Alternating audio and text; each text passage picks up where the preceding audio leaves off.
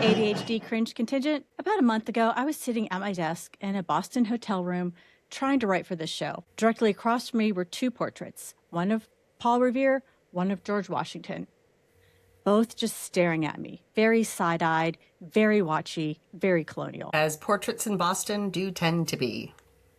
And I got to thinking and overthinking, which led me down a full colonial rabbit hole. I grew up in Pennsylvania, and when America turned 200 in 1976, my elementary school painted a bicentennial mural in the cafeteria. I was honored with the task of painting Molly Pitcher, life-size. The girls wore mop hats. The boys had three-cornered hats. We did the bicentennial full send. And, of course, you painted Molly Pitcher. She spoke to me even then. And 50 years later, I finally know why. America turns 250 years old on July 4th. And Canada turns 159 on July 1st. And somewhere between that hotel room and this episode, the ADHD founder spectrum was born. You'll find the full chart in the show notes, but right now, let's talk about the people and the beast modes that got our countries built. The founders, undiagnosed, untreated, in wool coats all summer long. And we are here to make the case, off the record, extremely off the record, that both of these countries were quite possibly built by our people, just absolutely going for it. 100% beast mode. Okay, American lineup. First up, Benjamin Franklin, the ADHD Hall of Famer. Hey, Steph, what's up with Spaghetti Bear there? Oh, you mean his colonial attire? Mm-hmm. 'Cause? Yeah, well, he made that himself. It's supposed to be C-U-S,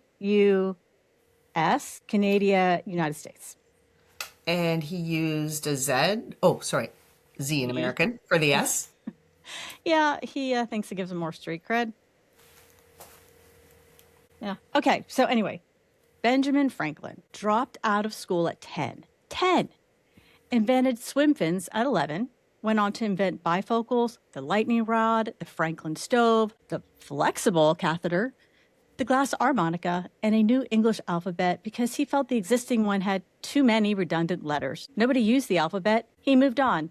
Next! Classic ADHD. The catheter and the glass harmonica in the same lifetime. Huh.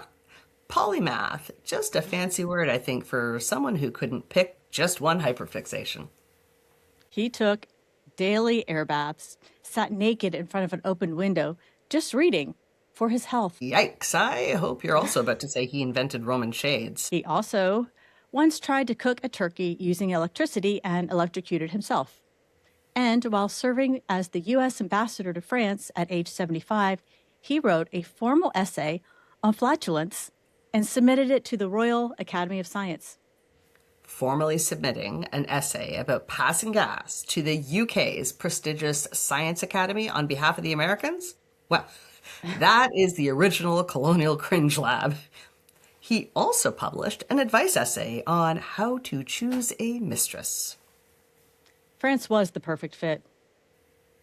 Ben was also the life of the party. One game he liked to play was just simply shocking people. With his fondness for airbathing? No, actual shocking. He'd line up the party guests, have them hold hands, and pass a current of electricity through them. For fun. Yes, shocking them for fun. Franklin was basically his own ADHD coach without even knowing it. He built himself a 13 virtues checklist, an entire system. And then under the virtue of order, he wrote that he simply could not master it. His messy habits were his biggest obstacle, and he nearly scrapped the whole system. Relatable, Benny. Never leave till tomorrow what you can do today. He wrote that. That's evening you, doomsday prepping for the morning you. Well done is better than well said. Task initiations, Benster? Energy and persistence conquer all things. That is dopamine talking. The man was coaching himself through an undiagnosed life and accidentally wrote half of our protocols. He never ran out of next. So let's move on to Alexander Hamilton. Couldn't let it go, Colonial edition. So Alexander Hamilton, orphaned in the Caribbean, lied about his age to get into college, wrote a letter about a hurricane so vividly that strangers pooled money to send him to New York for school. Classic. Crisis activates the ADHD brain energy. And then he wrote 51 out of the 85 Federalist Papers in 6 months. That is either the most extraordinary hyperfocus event in American history or a medical emergency, possibly both. He also became a lawyer without finishing law school, founded the New York Post, and was Washington's right-hand man during the war. And then there were the affairs of honor. The what? The duels, or almost duels. Hamilton was involved in 11 of them. 11! 10 were negotiated down before anyone got shot. His friends and advisors spent years basically running around behind him saying, no, dude, we just did this last week. And Alex, man, get thyself a new hobby. And the 11th? Aaron Burr. Hamilton had months to walk it back. He refused. He showed up, and he may have even thrown his shot on purpose. He threw his shot? Historians think so, which means his last act was simultaneously noble and the most infuriating ADHD thing a person has ever done. You had an out, Alexander. If he had only known rejection sensitivity dysphoria, it's a thing. Let it go, Alexander. We have a whole episode on that, ironically. Next up, Samuel Adams, patron saint of late bloomers. Samuel Adams, Harvard-educated, clearly brilliant, and the moment he stepped into the real world, completely fell apart. Because the real world required executive functioning, and Sam Adams' brain ran exclusively on dopamine, urgency, and things he actually found interesting. The British should have seen it coming. His thesis was literally about whether it's legal to overthrow your government. He got fired from his first job for being too distracted by politics to focus. His father loaned him money to start a business. He lent half to a friend who never paid him back and lost the rest. Inherited a functioning brewery, ran it into the ground, became a tax collector, and stopped collecting taxes. How do you just stop collecting taxes? You have ADHD, and the job requires the same uncomfortable conversation 800 times door to door. I get hives just thinking about it. Historians call it kindness, and maybe it was. But also, if you have ADHD and you can avoid making one uncomfortable phone call, you will try 17 other ways to handle it first. Yeah, if it can be done online, well, that's how it's getting done, even if you spend 40 minutes on a website that doesn't work and still have to call. It's 1756. Nothing can be done that doesn't involve a horse ride. His avoidance primed his political career. Chose the path of least resistance, called it a kindness. Right, and then he just hearth-hopped his way through colonial New England. Taverns, late-night debates, friends' houses. Oh, and I'm sure his friends' wives were just thrilled. Can't he go and visit John Adams now? Isn't there some political discourse over at the Green Dragon tonight? How is this man on a beer bottle? Samuel Adams Beer, not a sponsor. Not yet. His brain didn't run on routine, it ran on urgency. And nothing urgent had happened yet until The British did something stupid. they started taxing everything.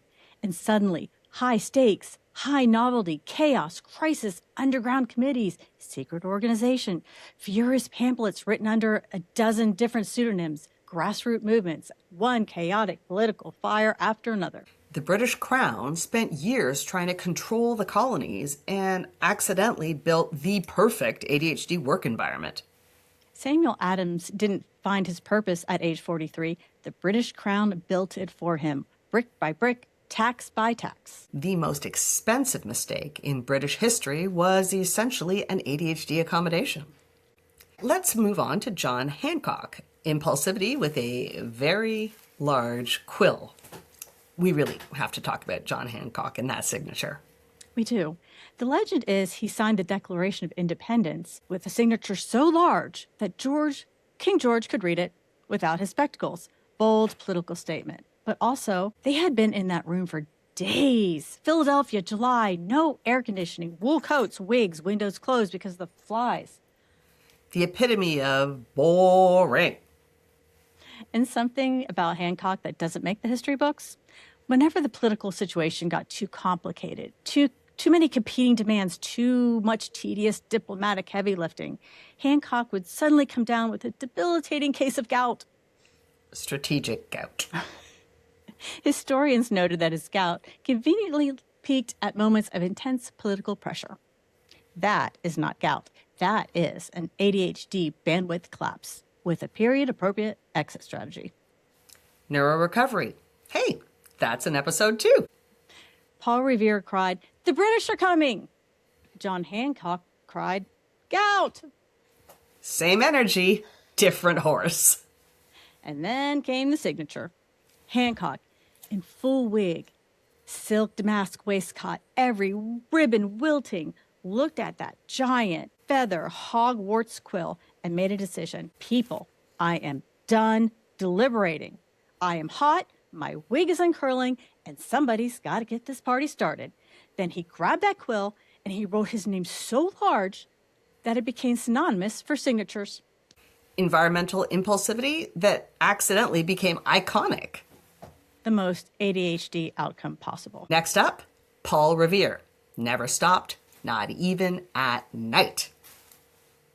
Paul Revere never stopped moving.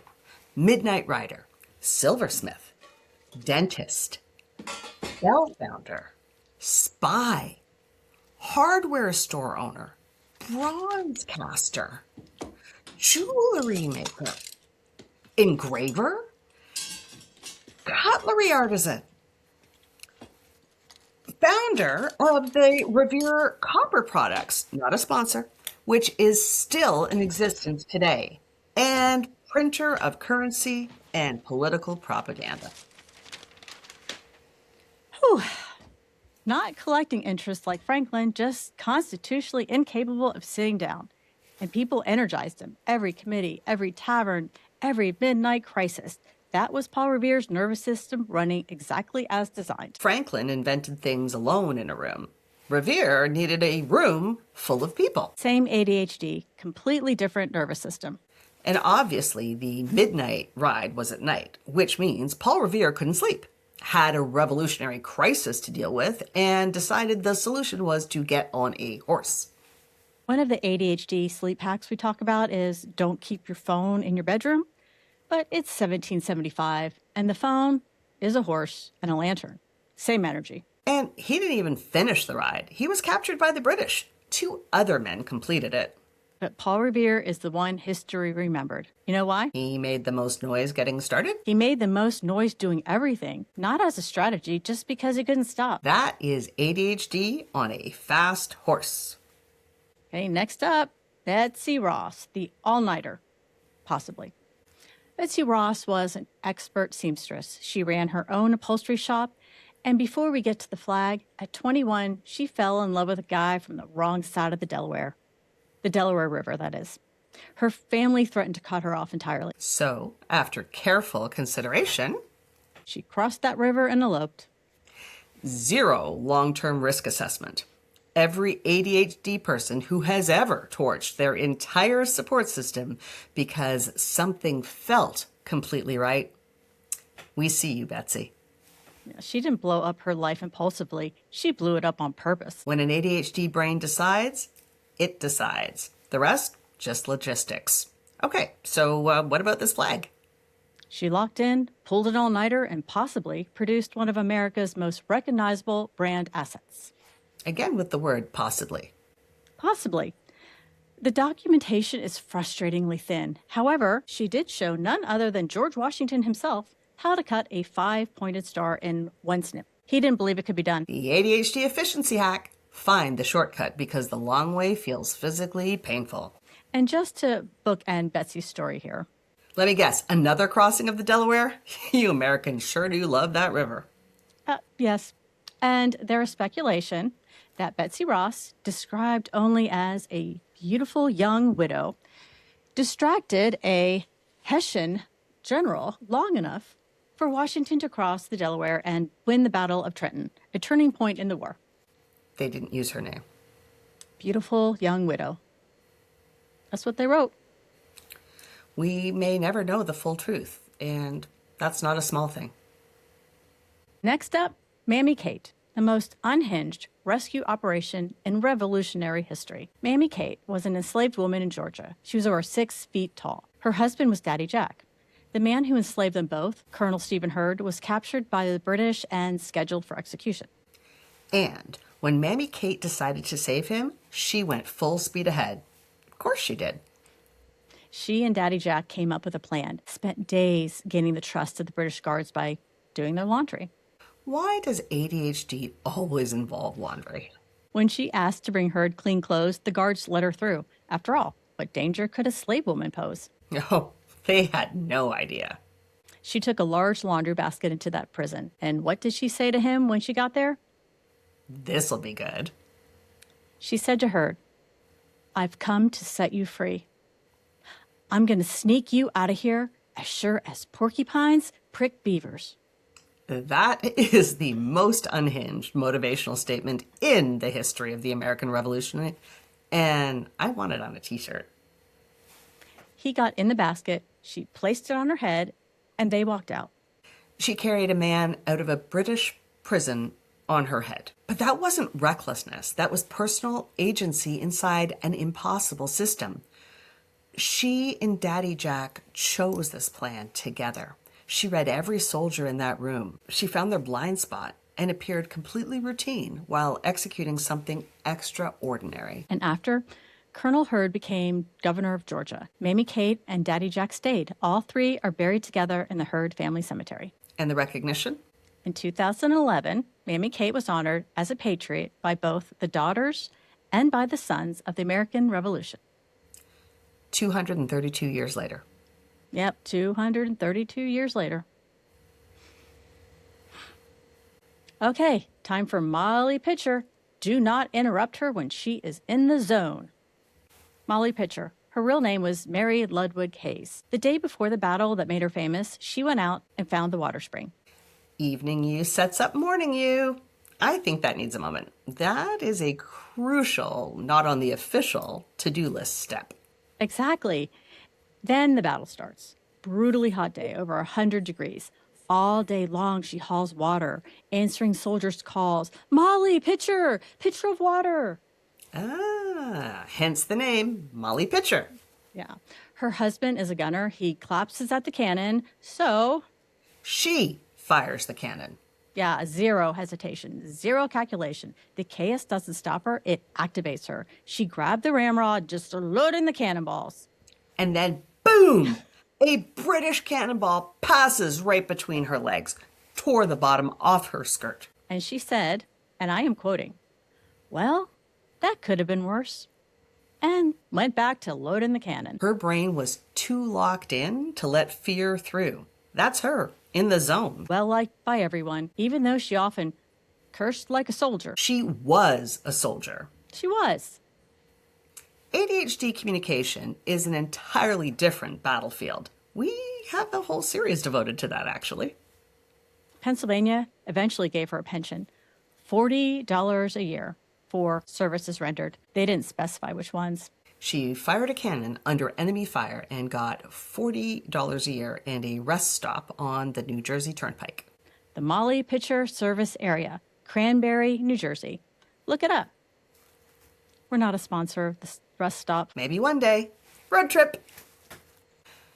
So I need to say something on behalf of Canada, though, before we head up to the Canadian lineup. Please. So tens of thousands of people looked at all of this. The chaos, the cannon fire, the laundry baskets, the farting essays, the who really made the flag debates, the giant signature, and made a completely reasonable decision to move north. Those were my people, the loyalists. We respected the revolution, and we watched from a reasonable distance, and then we built a country.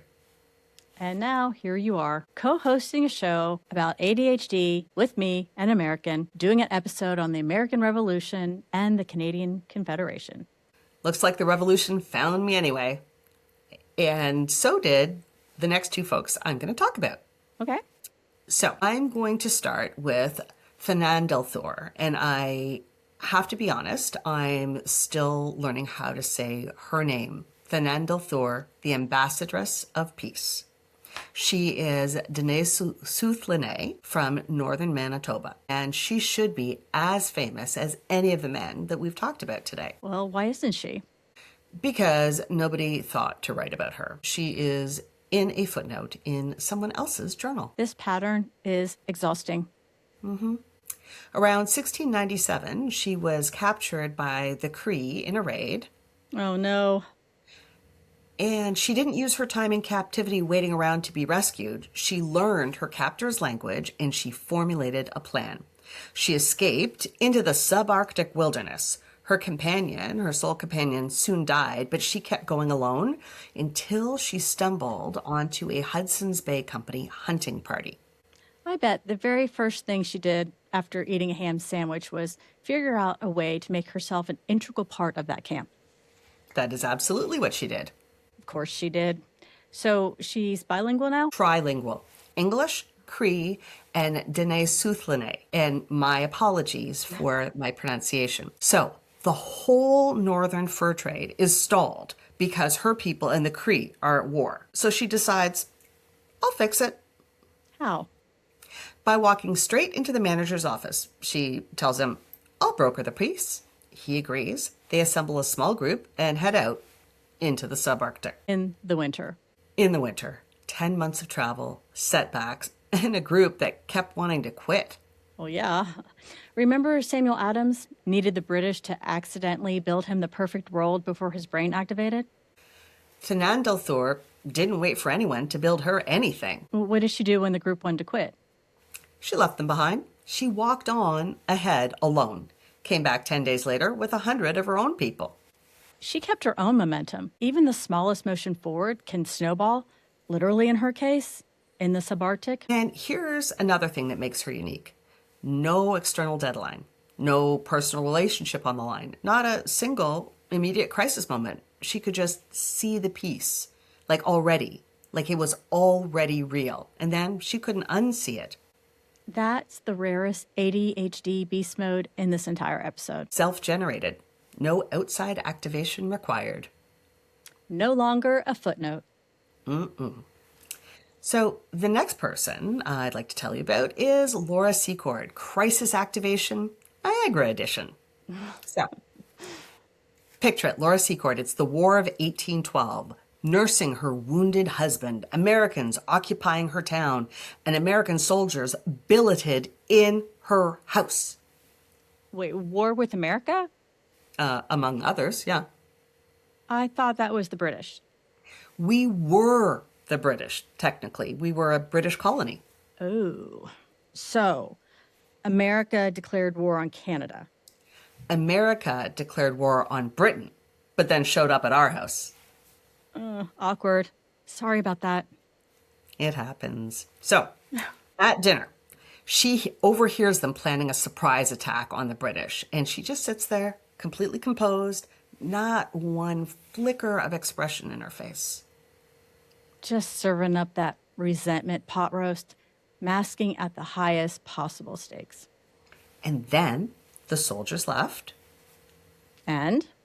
She left, cross country, through a swamp, 18 hours, 32 kilometers. That's almost 20 miles in American. We managed to free ourselves from the rule of the British, but not from their measurement system. An ounce of prevention is worth a pound of cure. Shout out to Ben Franklin and his virtues.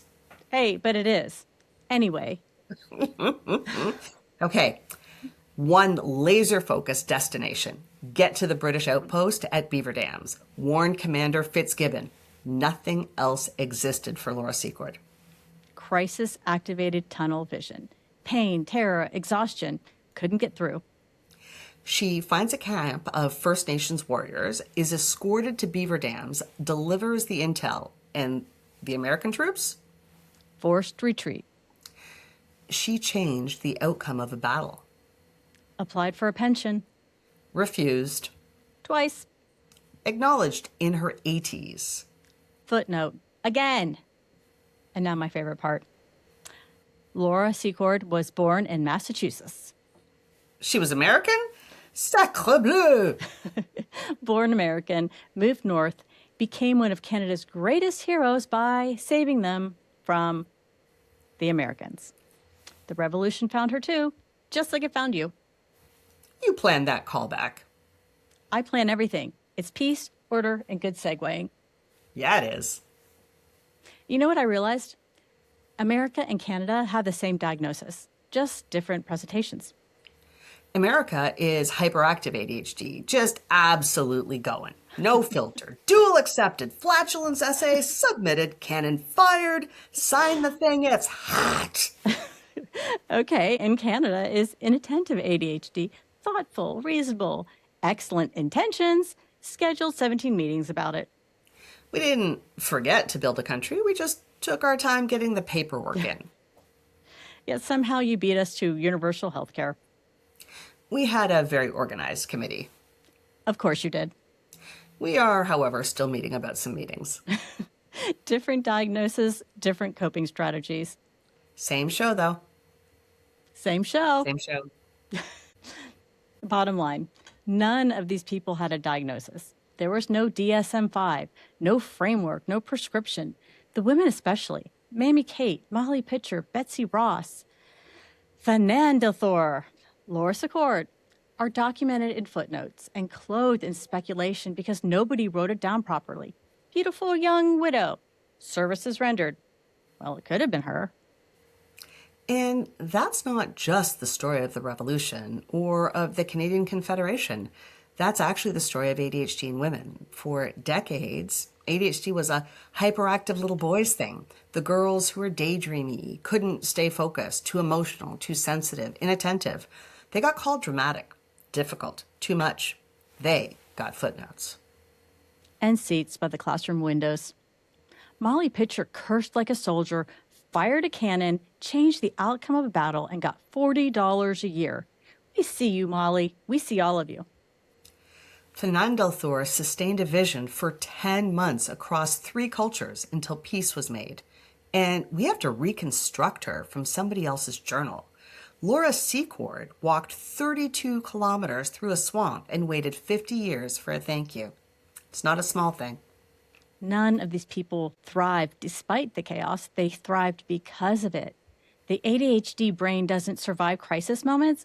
It was built for them. Sound familiar? They built 2 countries.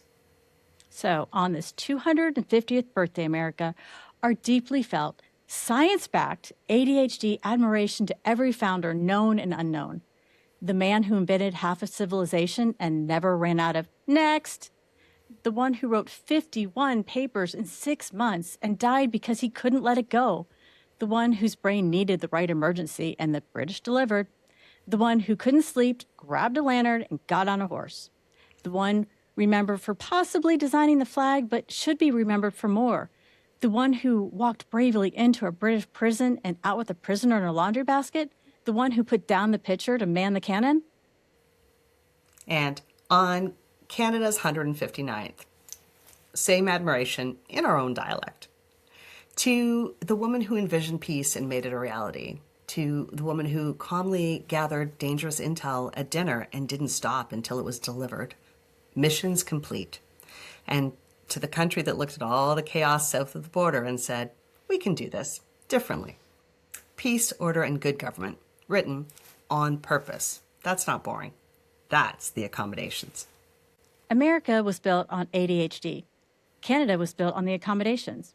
And so, my fellow wool coat wearers, ask not what your ADHD can do for you. Ask what you can do with your ADHD. Happy 250th birthday, America, and happy 159, Canada. From 2 ADHD coaches, one Canadian, one American, globally sophisticated, locally chaotic. The ADHD Cringe Lab podcast is coming very soon. Our trailer is live now on YouTube. We did the ADHD thing and released an episode before launching the show. Yeah, we did. Of course we did.